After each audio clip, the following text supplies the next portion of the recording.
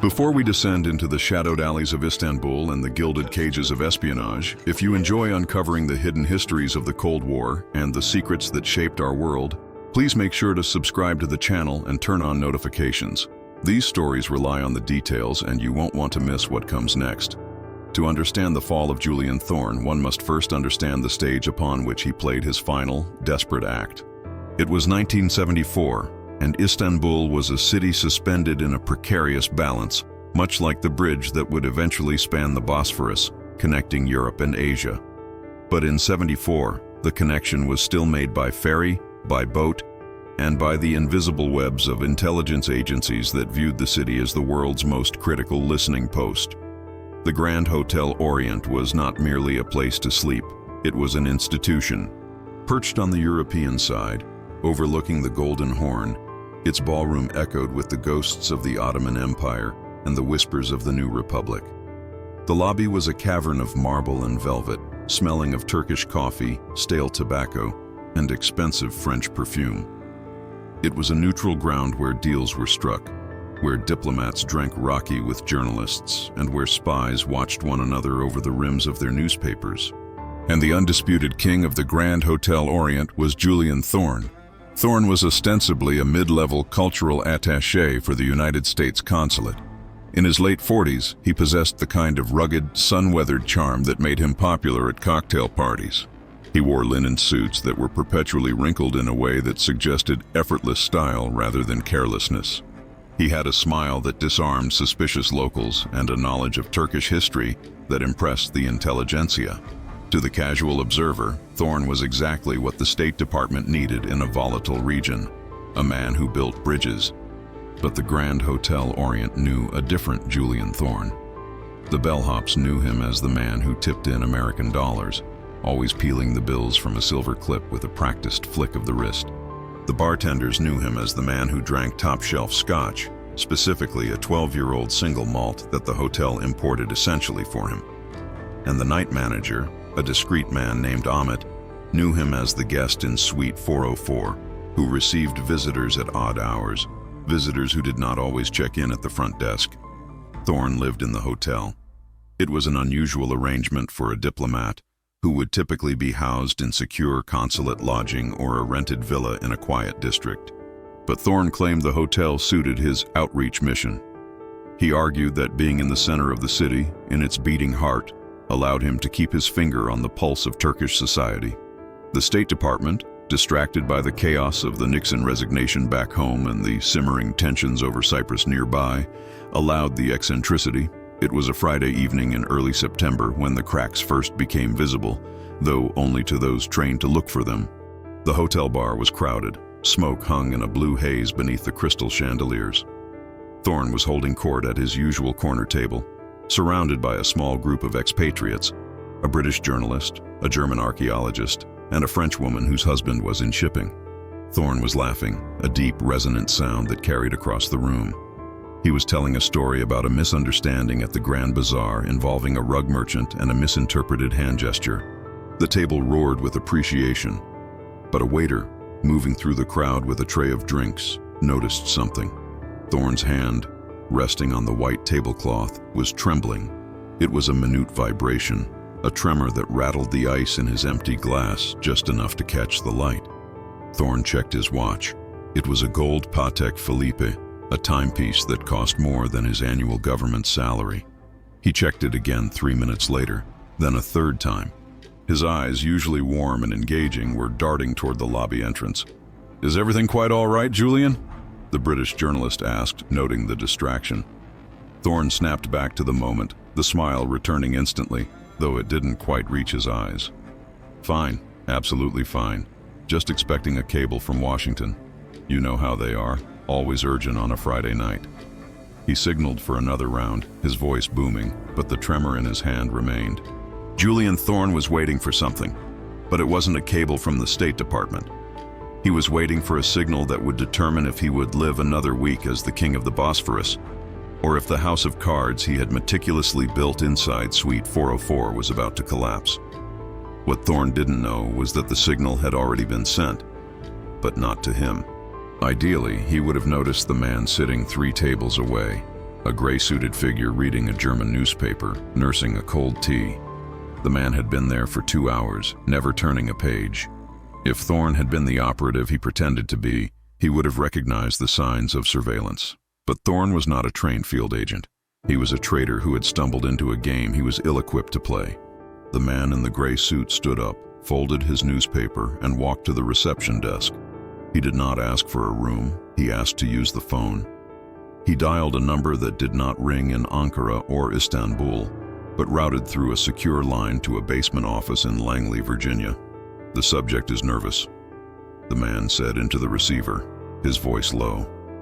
"He's spending money he doesn't have, and he's waiting for a contact." The king of the Bosphorus was about to be dethroned. The silence in the wires. To understand why the CIA turned its gaze toward a luxury hotel in Istanbul, we must travel 4,000 miles west and 2 weeks back in time, to a windowless room in the Soviet Russia division of the CIA's headquarters.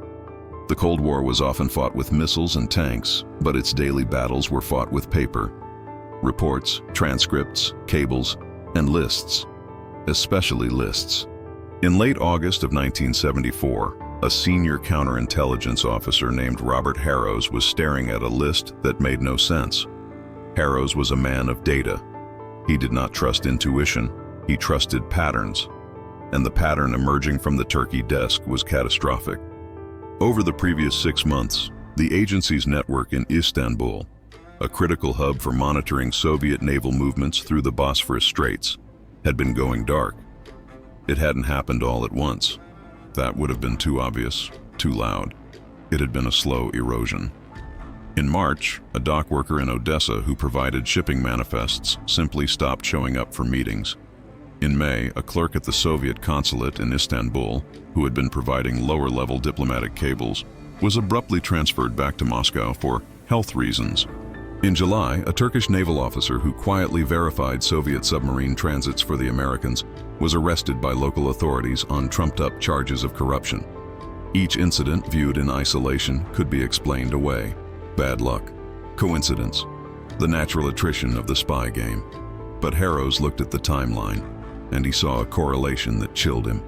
Every time a specific type of intelligence request was routed through the Istanbul station, specifically requests related to Soviet Black Sea Fleet capabilities, the source tasked with answering that request was compromised within 3 weeks. Harrows sat in his office, the hum of the air conditioning the only sound. He pulled a file from his safe. It was the station roster for Istanbul. There were 32 Americans with official cover in the city.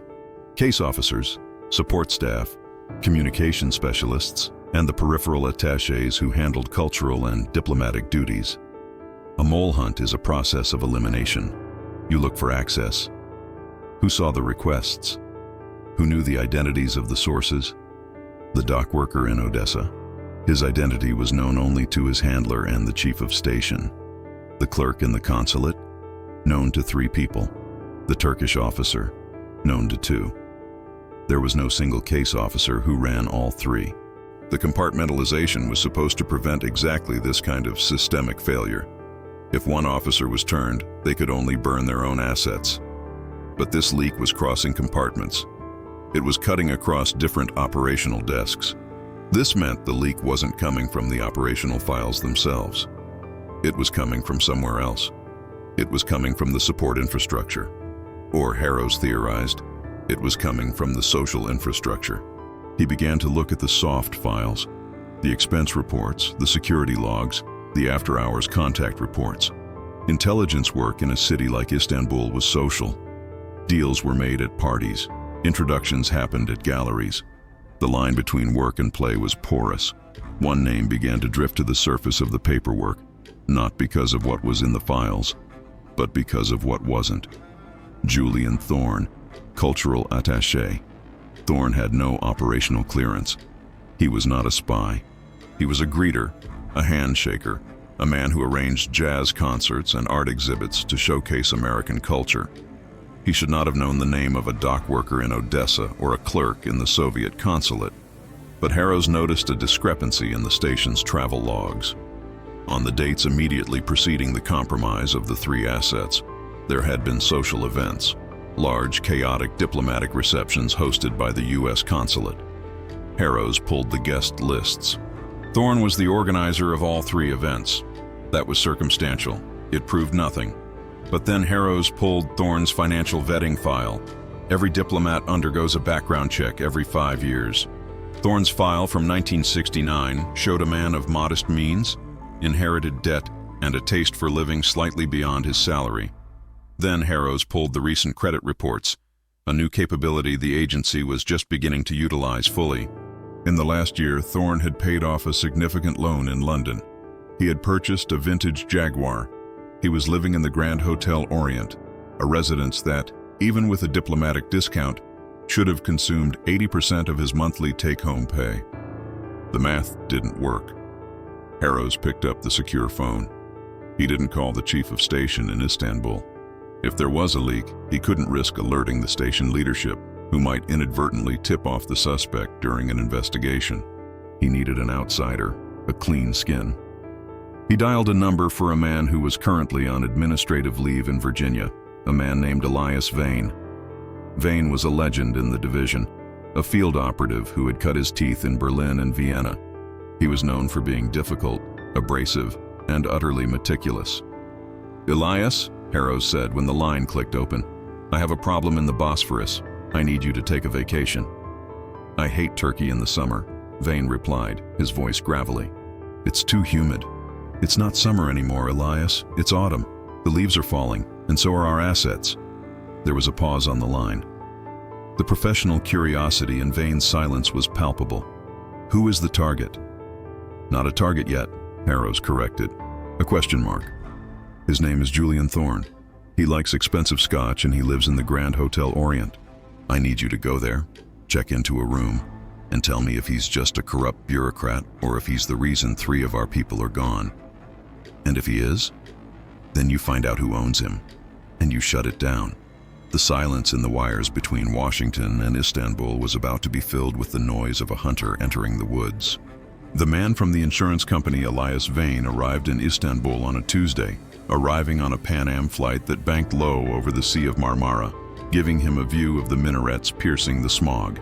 He traveled under the name Arthur Miller, no relation to the playwright, he would joke dryly to immigration officers, a claims adjuster for a multinational maritime insurance firm. It was a boring cover, and therefore a perfect one. Istanbul was a port city. Maritime insurance adjusters were as common as seagulls. They asked nosy questions, they stayed in nice hotels, and they spent their days looking at ships. It gave Vane a reason to be everywhere and nowhere. He took a taxi from the airport, watching the city scroll by. Istanbul in the 70s was a city of melancholy, or huzun as the locals called it. Crumbling wooden mansions lined the Bosphorus, leaning precariously. American cars from the 50s served as dolmuş shared taxis, chugging diesel fumes into the air. It was a city of deep shadows and blinding water reflections. Vane checked into the Grand Hotel Orient. He had requested a room on the 3rd floor, specifically room 304. This placed him exactly 1 floor below Julian Thorne's suite. The hotel was as impressive as the files had suggested. High ceilings, intricate tile work, staff in crisp uniforms. But Vane looked past the grandeur. He noted the exits. He noted the line of sight from the lobby bar to the elevators. He noted that the old service elevator in the back was unguarded. Once in his room, Vane did not unpack his clothes. He unpacked his equipment. In 1974, surveillance technology was heavy, hot, and temperamental. He laid out a receiver unit disguised as a shortwave radio, a set of contact microphones, and a pair of high-powered binoculars. He spent the first 24 hours doing nothing but listening to the building. Old hotels breathe, pipes rattle, floorboards creak, voices carry through ventilation shafts. He needed to learn the rhythm of the structure before he could isolate the anomaly. That was Julian Thorne. On the 2nd evening, Vane made his first visual contact. He went down to the lobby bar, ordered a coffee, and opened a file of shipping manifests. His prop. Thorne entered at 7:00 p.m. sharp. Seeing the man in person, Vane understood the appeal. Thorne swept into the room like a minor celebrity. He greeted the concierge by name, kissed the hand of an elderly woman, and took his seat in the corner. He looked like a man without a care in the world, but Vane, watching from the reflection in a brass pillar, saw the tension. Thorne was drinking fast. He downed his first scotch in 2 swallows. He was scanning the room constantly. Vane observed the interactions. People came to Thorne. A Turkish businessman whispered something in his ear. Thorne laughed and patted him on the back. A young American woman, likely a consulate staffer, handed him a folder. Thorne slipped it under his chair without looking at it. Then, the anomaly. At 7:45 p.m., a waiter brought Thorne a fresh pack of cigarettes on a silver tray. Thorne hadn't asked for them. He already had a pack of Kents on the table. Thorne took the new pack, opened it, removed a cigarette, and placed the old pack, which was still half full, on the tray. The waiter bowed and took the tray away. It was smooth, almost invisible. A classic brush pass disguised as service. Vane didn't move. He didn't follow the waiter. That would be amateur. If the waiter was part of the network, the kitchen would be watched. Instead, Vane noted the waiter's face, a scar above the left eyebrow, a slight limp. He filed it away.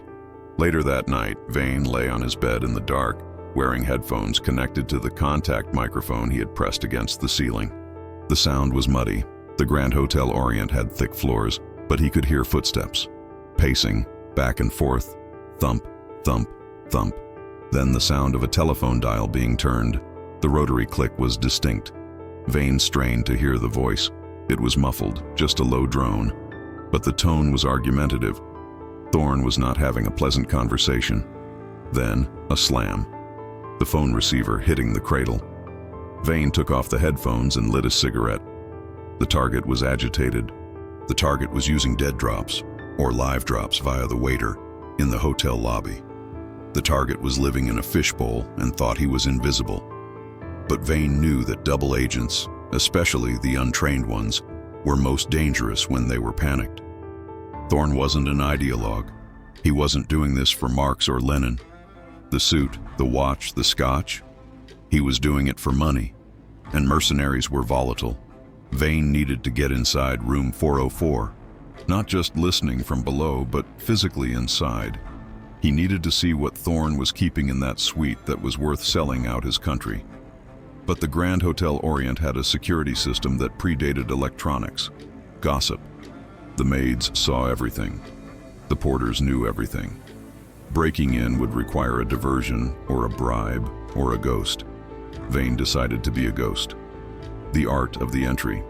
The key to entering a hotel room illegally in 1974 was not lockpicking, it was housekeeping. Vane spent the next morning observing the maid service routine on the 4th floor. There were 2 maids assigned to the wing. One was older, matronly, methodical. The other was young, perhaps 19, and frequently distracted. They moved a large cart between rooms, propping doors open with a rubber wedge while they worked. Thorne left the hotel at 8:30 a.m., collected by a consulate car.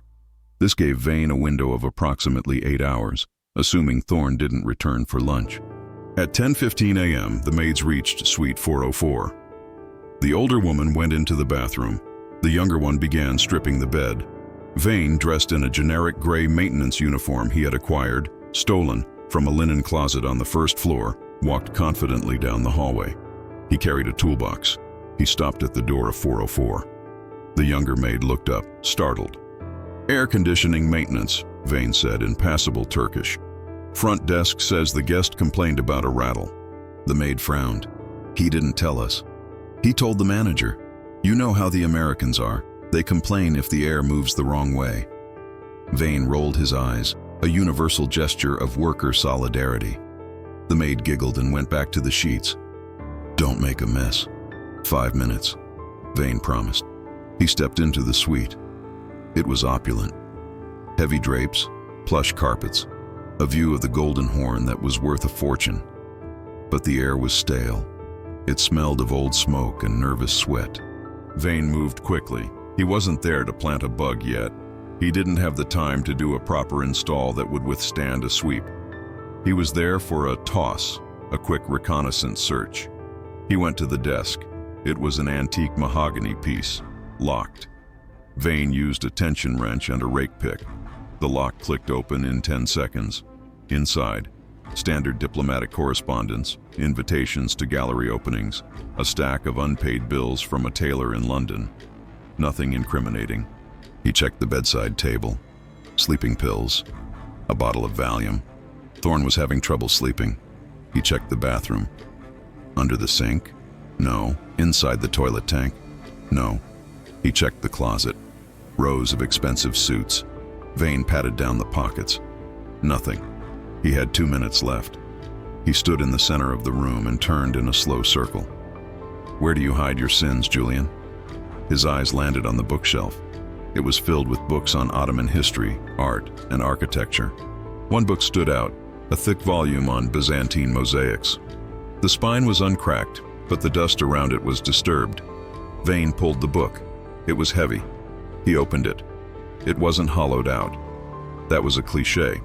But tucked between pages 200 and 201 was a thin, translucent sheet of paper, a carbon copy. Vane held it up to the light. It was a list of names, Turkish names. Next to each name was a notation in handwriting: status, location, and value. Mehmet Yilmaz, harbor master, verified. Leyla Demir, translator, active. These were assets, low level, but assets. Thorne was building a shopping list for the Soviets. Vane heard the bathroom water stop. The older maid was finishing. He shoved the paper back into the book, replaced the book on the shelf, and relocked the desk. When the older maid walked into the bedroom, Vane was standing by the AC vent near the ceiling, holding a screwdriver. All fixed, he said, wiping imaginary dust from his hands. Just a loose screw. He walked out of the room, his heart rate steady at 60 beats per minute. He had confirmation. Thorne wasn't just the leak. He was a wholesale merchant. He was selling the names of anyone who helped the Americans, likely for pennies on the dollar compared to the damage he was causing. Back in room 304, Vane drafted a coded cable to Harrows. Confirmed. Subject is holding inventory. Suspect sale imminent. Request authority to intervene. The reply came 3 hours later. Authority granted. But we need the buyer. Do not engage subject until handoff is visible. Vane burned the cable in the bathroom sink. He knew what this meant. He couldn't just arrest Thorne. He had to let Thorne succeed, at least partially. He had to let Thorne walk into the trap. And that meant setting the stage for a betrayal that would happen in plain sight. The vulnerability of excess. Julian Thorne was a man drowning in shallow water. That evening, Vane watched him from a different vantage point. A balcony across the street using a telescopic lens. He watched Thorne in his suite. The diplomat was pacing again. He poured a drink, took a sip, put it down. He picked up the phone, dialed, listened, hung up. Thorne's vulnerability wasn't ideology. It was lifestyle. He had cultivated an image of an aristocrat, a man of the world. But the reality, as Vane had gleaned from the bills in the desk, was that Thorne was broke. He had gambling debts in London. He had alimony payments to 2 ex-wives in the States. He had the hotel bill, the tailor bill, the bar tab. He was a man running on a treadmill that was moving faster than he could run. The Soviets, specifically the KGB, were masters at spotting this specific type of rot. They didn't need to blackmail Thorne with photos of illicit affairs. They just needed to offer him a lifeline. We can make the debts go away. We can keep you in the suite. We can keep you the king of the Bosphorus. All you have to do is share some paper. It likely started small. A schedule of consulate holidays. A bio of a new ambassador. Harmless things. The little hook. Then, once he took the money, the hook went deeper. The requests became demands. Give us the names of the harbor contacts. Give us the translation pool. Vane watched Thorne sit on the edge of his bed, head in his hands. The posture of a man who realized he had sold his soul for a rental car and a suit. But sympathy was a luxury Vane could not afford. Thorne's paperwork was getting people neutralized. The Turkish officer who verified submarines. He was currently in a military prison in Ankara, likely being beaten. The dock worker, gone. Thorne stood up. He went to the bookshelf. He pulled down the book on Byzantine mosaics. He removed the carbon copy list. Vane focused the lens. Thorne took the list and placed it inside a leather portfolio. Then he put the portfolio in his briefcase. He was moving the inventory. Thorne checked his watch, then his reflection in the mirror. He smoothed his hair, adjusted his tie, and put on his mask, that winning diplomatic smile. He left the room. Vane abandoned his post, grabbed his jacket, and sprinted for the door. The game was moving. Thorne was going to a meet. The shadow in the bazaar. Thorne did not take a consulate car this time. He walked. It was a cool evening. The call to prayer was echoing from the minarets across the Golden Horn, a haunting, dissonant sound that rolled over the city. Thorne walked down the steep cobblestone streets of Beyoğlu, heading toward the Galata Bridge. Vane followed at a distance of 50 yards. He used the environment, ducking behind a roasted chestnut cart, pausing to look at a shop window display of carpets. Thorne was not using tradecraft. He wasn't checking for tails. He was just walking fast, driven by anxiety. He crossed the bridge, the fishermen lining the rails, casting their lines into the dark water below.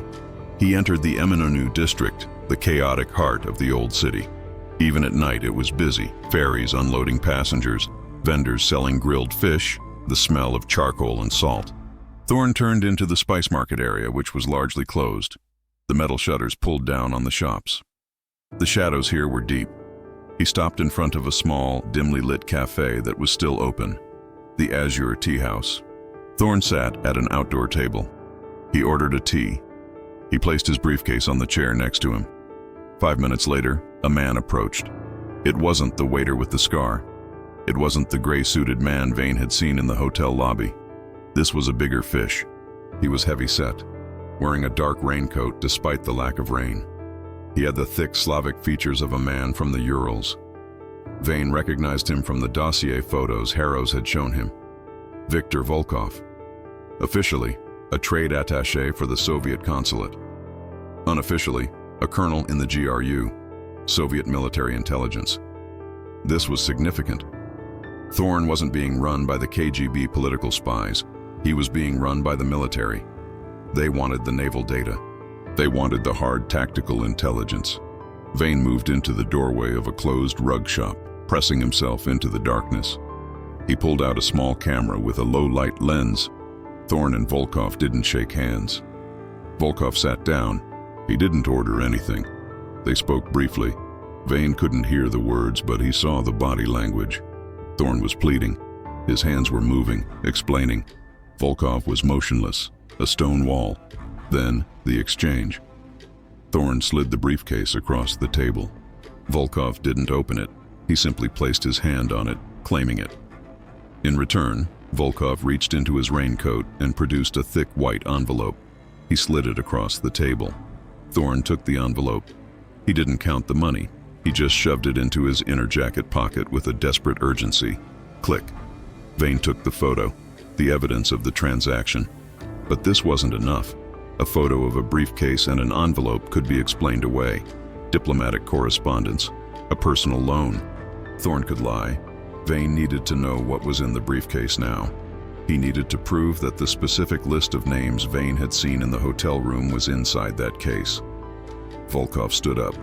He took the briefcase. He didn't say goodbye. He walked away, heading deeper into the maze of the market, toward a waiting black sedan. Thorne sat there for a moment, alone. He touched his chest, feeling the envelope of cash. He exhaled, a long cloud of steam in the night air. He looked relieved. He thought he had bought himself another month of luxury. Vane lowered the camera. He had the connection. He had the buyer. But to bring Thorne down and to shut down Volkov's operation, he needed something more definitive than a grainy photo. He needed Thorne to betray himself in a way that was undeniable. He needed to feed Thorne a lie so toxic that when it showed up in Moscow, there would be no doubt who had sent it. Vane slipped away into the shadows, leaving the king of the Bosphorus to finish his tea. It was time to prepare the barium meal.